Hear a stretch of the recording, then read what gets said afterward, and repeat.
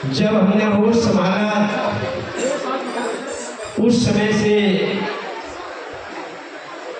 राजनीतिक, धार्मिक, सामाजिक गतिविधियों के प्रणेता आदरणीय श्री प्रिय गौतम जी, उनके साथ विधायक, पूर्व विधायक श्री मुंशीलाल गौतम जी, यहाँ पर उपस्थित सभी बुद्धिजीवी, योग्य, सम्मानित बुजुर्गन, नौजवान साथियों, सम्मानित महिलाएं, दोस्तों, धार्मिक कार्यक्रम है तो धार्मिक ही बात कहना चाहूंगा। तथागत गौतम बुद्ध ने कहा है, अत्ताई अत्नो नाथो, कोई नाथो परोसिया, अत्ना वसुदंते नाथन लपति दुर्लभ। इस संसार में तुम्हारा कोई दूसरा मालिक नहीं है, तुम स्वयं अपने मालिक हो। एक एक व्यक्ति, जब तक तुम दूसरों को अपना मालिक मानते रहोगे और उनसे कुछ उम्मीद चाहोगे कि कोई हमारा भला कर दे, तो कोई तुम्हारा भला करने वाला नहीं है। तुम्हें स्वयं अपने बारे में सोचना पड़ेगा। मैं आज इस अवसर पर, है तो ये बहुत कटु बात, सच्ची बात है, आप सब लोगों को, एक एक व्यक्ति को सबसे पहले अपने बारे में सोचना चाहिए। अगर तुम अपने बारे में नहीं सोचोगे तो ये दुनिया तुम्हारे बारे में सोचने वाली नहीं है। तुम्हें योग्य बनना पड़ेगा, सक्षम बनना पड़ेगा, तो तुम्हारी इज्जत होगी, सम्मान होगा। अगर तुम स्वयं में सक्षम नहीं हो तो दूसरों को कुछ भी नहीं दे पाओगे, चाहे धार्मिक क्षेत्र में, चाहे राजनीतिक क्षेत्र में, चाहे सामाजिक क्षेत्र में। तुम्हारे पास जो है वही दूसरों को दे सकते हो, जो तुम्हारे पास नहीं है वो तुम किसी को कुछ दे नहीं सकते।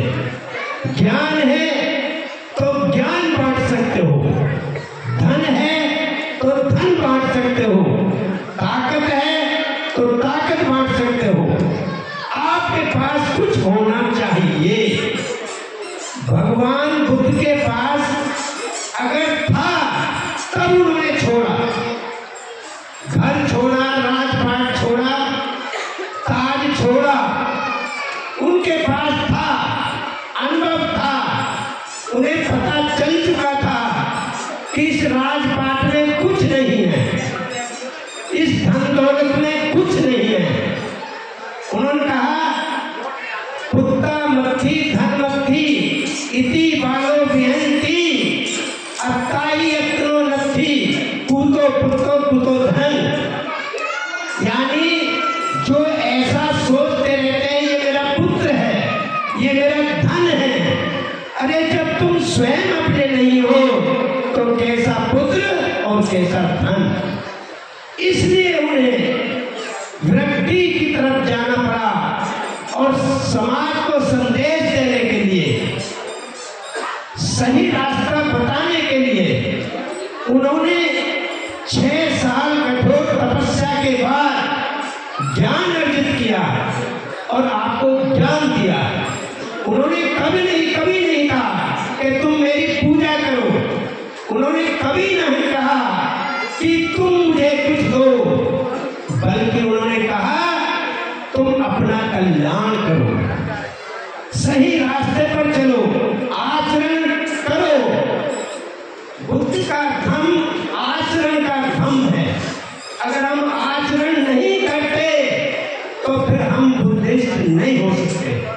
आचरण करना पड़ेगा और उसके लिए उन्होंने धम्म को 2 लाइन में समझा दिया। सब पापस्य अकरणं कुशलस्य संपदा सचित परियोद अपनं एकं बुद्धान्य शासन। जितने भी आज तक बुद्ध हुए, अकेले गौतम बुद्ध नहीं, उनसे पहले भी हुए और उनके बाद में भी होंगे। संत रविदास बुद्ध थे, संत कबीर साहब बुद्ध थे, बाबा साहब बुद्ध थे, जिन्हें ज्ञान है वो सब बुद्ध है। इसलिए उन्होंने कहा कि जितने भी बुद्ध हुए हैं उन सबकी शिक्षा है। क्या शिक्षा है?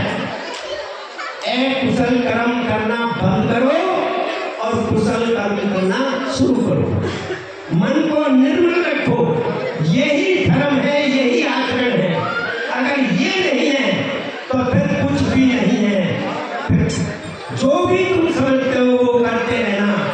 इसलिए आप लोग सिर्फ जो कुशल कर्म है वो 10 कुशल कर्म, 10 अकुशल कर्म, इन पर ही आपको ध्यान देना है। जब भी चलते उठते जागते सोते बैठते आपको अपने बारे में सोचना है। कहीं मैं गलत रास्ते पर तो नहीं जा रहा हूँ, कहीं मैं लालच में तो नहीं फंस रहा हूँ, कहीं मैं चोरी में तो नहीं जा रहा हूँ, मैं कहीं द्वेष तो नहीं कर रहा हूँ। इन सब चीजों पर आपका ध्यान होना चाहिए।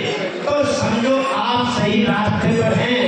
और यदि आप इन रास्तों पर नहीं चले और आडंबर जैसे हिंदू धर्म में है वैसे आप हिंदू धर्म में भी करोगे तो फिर उसका कोई लाभ आपको मिलने वाला नहीं है।